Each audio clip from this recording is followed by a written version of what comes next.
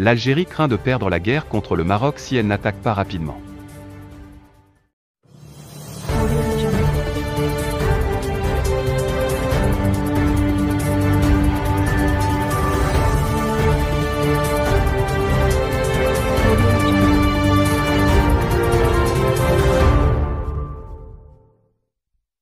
Les tensions se sont intensifiées entre le Maroc et l'Algérie et ont atteint un point de non-retour, avec notamment la rupture des relations diplomatiques entre les deux pays, la fermeture de l'espace algérien à tous les avions marocains.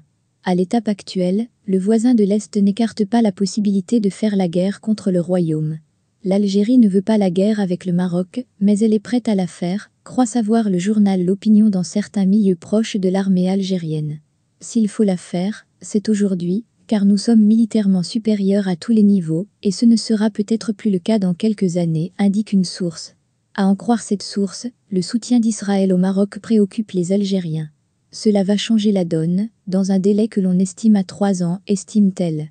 Ces conflits sont dus à divers facteurs, les principaux étant la question du Sahara et la normalisation des relations entre le Maroc et Israël. L'Algérie reste un soutien indéfectible du Polisario, mouvement qui réclame l'indépendance du Sahara, contre le royaume qui affirme que c'est une partie de son territoire.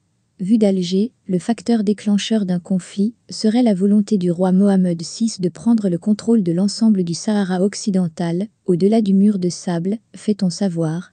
La réalisation de cet exploit serait une humiliation pour les Algériens. Les avis sont toutefois partagés. Militairement, nous sommes très supérieurs aux Marocains, avance un interlocuteur. Ce serait en particulier le cas en ce qui concerne les forces terrestres. L'armée de terre, c'est le défaut de la cuirasse marocaine. La monarchie s'est toujours méfiée d'elle, par peur d'un coup d'État. Contrairement à l'aviation ou à la marine, l'armée de terre, c'est le petit peuple, poursuit-il. L'autre fait qui a exacerbé les tensions entre Rabat et Alger est l'assassinat de 3 camionneurs algériens qui circulaient au Sahara le 1er novembre dernier. S'agissant des relations entre le Royaume du Maroc et Israël, l'Algérie ne cesse d'exprimer de vives inquiétudes. Lors de la visite historique du ministre israélien de la Défense à Rabat, les deux pays ont signé nouveaux accords militaires. De quoi faire réagir le voisin de l'Est.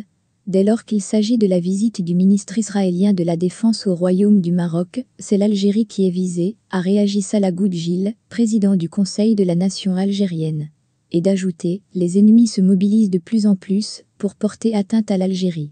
Aujourd'hui, les choses sont claires, avec la visite du ministre de la Défense israélien au Royaume du Maroc, après celle effectuée par le ministre des Affaires étrangères. Ce dernier avait menacé l'Algérie à partir du Maroc, et il n'y a eu aucune réaction du gouvernement marocain.